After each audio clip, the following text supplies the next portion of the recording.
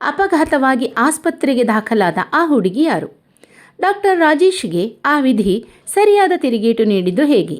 ಆಲಿಸಿ ಸಣ್ಣ ಕಥೆ ಬೂಮರಾಂಗ್ ನನ್ನ ಧ್ವನಿ ಯೂಟ್ಯೂಬ್ ಚಾನೆಲ್ನಲ್ಲಿ. ಮತ್ತು ಎಂತ ಗೊತ್ತುಂಟ, ಈ ಕಥೆಯಲ್ಲಿ ಬರುವಂತಹ ಪಾತ್ರಗಳು ಮತ್ತು ಘಟನೆಗಳು ಕೇವಲ ಕಾಲ್ಪನಿಕವಾದದ್ದು, ಯಾರಿಗೂ ಸಂಬಂಧಿಸಿದಲ್ಲ ಎಂದು ಈ ಸಮಯದಲ್ಲಿ ಸ್ಪಷ್ಟನೆ ಕೊಡ್ತಾ ಇದ್ದೇನೆ. ಬನ್ನಿ ಕತೆ ಕೇಳುವ. ಕಥೆಯ ಶೀರ್ಷಿಕೆ ಬೂಮರಾಂಗ್. ಅದೊಂದು ಪ್ರತಿಷ್ಠಿತ ಹಾಸ್ಪಿಟಲ್. ಅಲ್ಲಿ ಎಲ್ಲವೂ ಕಡಿಮೆ ಖರ್ಚು ವೆಚ್ಚದಲ್ಲಿ ಚಿಕಿತ್ಸೆ ದೊರೆಯುವ ಕಾರಣ ಬಡವರ ಪಾಲಿಗೆ ಇದೊಂದು ದೇವಾಲಯ. ಇದರ ಮಾಲಕ ಡಾಕ್ಟರ್ ರಾಜೇಶ್ ಬಡವರ ಬಂಧು, ಎಲ್ಲರ ಪಾಲಿಗೆ ದೇವರು. ಇದು ಹೊರಜಗತ್ತಿಗಷ್ಟೇ ಮೀಸಲು. ಆದರೆ ಈ ಹಾಸ್ಪಿಟಲ್ನ ಒಳರಹಸ್ಯ ಕೆಲವರಿಗೆ ಮಾತ್ರ ಗೊತ್ತು.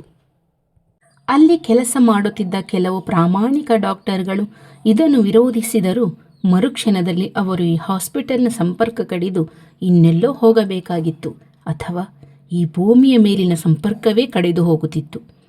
ಕೇವಲ ಹೊಟ್ಟೆನೋವು ಎಂದು ಬಂದವರಿಗೆ ಯಾವುದೋ ದೊಡ್ಡ ರೋಗ ಇದೆ ಎಂದು ನಂಬಿಸಿ ಅವರಿಗೆ ಉಚಿತ ಚಿಕಿತ್ಸೆ ಎಂದು ಧೈರ್ಯ ಹೇಳುವ ನೆಪ ಮಾಡಿ ಅವರ ಕಿಡ್ನಿಯನ್ನು ಲೀಲಾಜಾಲವಾಗಿ ತೆಗೆದು ಇನ್ಯಾರೋ ಶ್ರೀಮಂತನಿಗೆ ಕಿಡ್ನಿ ಜೋಡಿಸಿ ಕೈತುಂಬ ಕಾಂಚಾಣ ಬಂದಾಗ ತೃಪ್ತಿಯನಾಗಿ ಬೀರುತ್ತಿದ್ದ ಬಡವರ ಬಂಧು ಡಾಕ್ಟರ್ ರಾಜೇಶ್.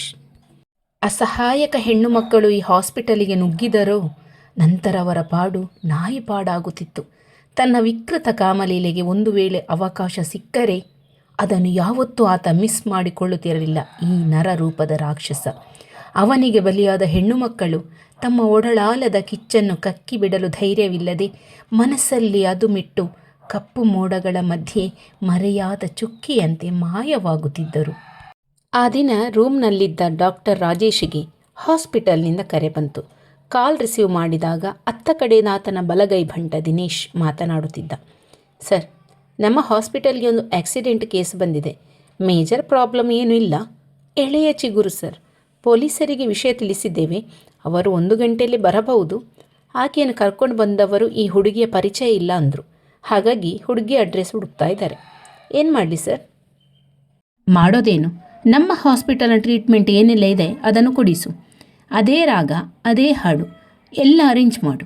ಅರ್ಧ ಗಂಟೆಯಲ್ಲಿ ನಾನು ಅಲ್ಲಿಗೆ ಬರ್ತಾ ಇದ್ದೇನೆ ಎಂದ ರಾಜೇಶ್ನ ಮಾತಿನ ಮರ್ಮ ಗೊತ್ತಾಗಿ ಡಾಕ್ಟರ್ ದಿನೇಶ್ ಕಾಲ್ ಕಟ್ ಮಾಡಿದ. ಸ್ವಲ್ಪ ಹೊತ್ತಿನಲ್ಲಿಯೇ ದೂರದ ಊರಿನಲ್ಲಿದ್ದ ಡಾಕ್ಟರ್ ರಾಜೇಶ್ನ ಪ್ರಿಯ ಪತ್ನಿ ರೇಷ್ಮಾ ಫೋನ್ ಮಾಡಿ, ರೀ, ನಮ್ಮ ಮಗಳ ಸೃಷ್ಟಿ ಫ್ರೆಂಡ್ ಮದುವೆಗಿಂತ ನಿಮ್ಮ ಊರಿನ ಕಡೆ ಬರ್ತಿದ್ದಾಳೆ. ಸಮಯ ಉಳಿದ್ರೆ ನಿಮ್ಮ ಗೆಸ್ಟ್ ಹೌಸ್ ಕಡೆ ಬರ್ತಾಳಂತೆ. ನೈಟ್ ಡ್ಯೂಟಿಗೆ ಹೋಗಬೇಡಿ, ಸರಿನಾ ಎಂದು ಮಾತನಾಡಿದ ಮಡದಿಗೆ ಒಪ್ಪಿಗೆ ಕೊಟ್ಟು ಮೊಬೈಲನ್ನು ತನ್ನ ಕಿಸೆಗೆ ಸೇರಿಸಿಕೊಂಡ. ತನ್ನ ಮರ್ಮ ತನ್ನ ಕುಟುಂಬಕ್ಕೆ ಗೊತ್ತಾಗಬಾರದೆಂಬ ಉದ್ದೇಶದಿಂದಲೇ ಮಡದಿ ಮಕ್ಕಳನ್ನು ಹಾಸ್ಪಿಟಲ್ ಸಂಪರ್ಕದಿಂದ ದೂರವೇ ಇರಿಸಿದ ರಾಜೇಶ್ ತನ್ನ ಬುದ್ಧಿವಂತಿಕೆಯನ್ನು ತಾನೇ ಮೆಚ್ಚಿಕೊಂಡು ವಿಷಲ ಹಾಕುತ್ತಾ ಕಾರ್ ಸ್ಟಾರ್ಟ್ ಮಾಡಿ ಹಾಸ್ಪಿಟಲ್ನ ಕಡೆಗೆ ಓಡಿಸಿದ. ಮನಸ್ಸು ಮುಂದಿನ ಕಾರ್ಯದ ಬಗ್ಗೆ ನೆನೆದು ಕೇಕೆ ಹಾಕುತ್ತಿತ್ತು. ಹಾಸ್ಪಿಟಲ್ನಲ್ಲಿ ಅವನಿಗಾಗಿ ಮೀಸಲಿಟ್ಟಿದ್ದ ಕತ್ತಲ ಕೋಣೆಯೊಳಗೆ ಕಾಲಿಟ್ಟ ರಾಜೇಶ್ ಅಲ್ಲಿ ಜಗದ ಪರಿವೇ ಇಲ್ಲದೆ ಮಲಗಿದ್ದ ಆ ಎಳಸು ಹೂವಿನ ಮೇಲೆ ಮೃಗದಂತೆ ಮೇಲರಗಿದ. ತನ್ನ ವಿಕೃತ ಕಾಮಲೀಲೆಯನ್ನು ಆಡಿ ತನ್ನ ತೃಷಿಯನ್ನು ತೀರಿಸಿಕೊಂಡ ತೃಪ್ತಿಯಲ್ಲಿ ಲೈಟ್ ಹಾಕಿದ.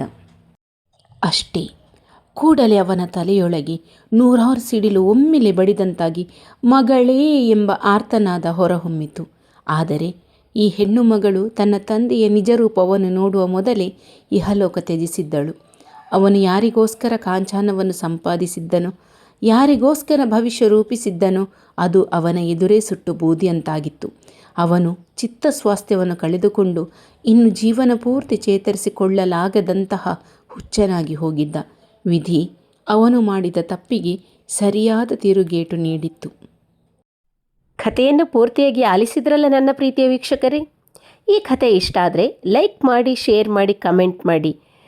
ಮತ್ತು ಎಂತ ಗೊತ್ತುಂಟ, ನನ್ನ ಈ ಚಾನಲನ್ನು ಸಬ್ಸ್ಕ್ರೈಬ್ ಮಾಡಲು ಮರೆಯದಿರಿ. ಧನ್ಯವಾದಗಳು.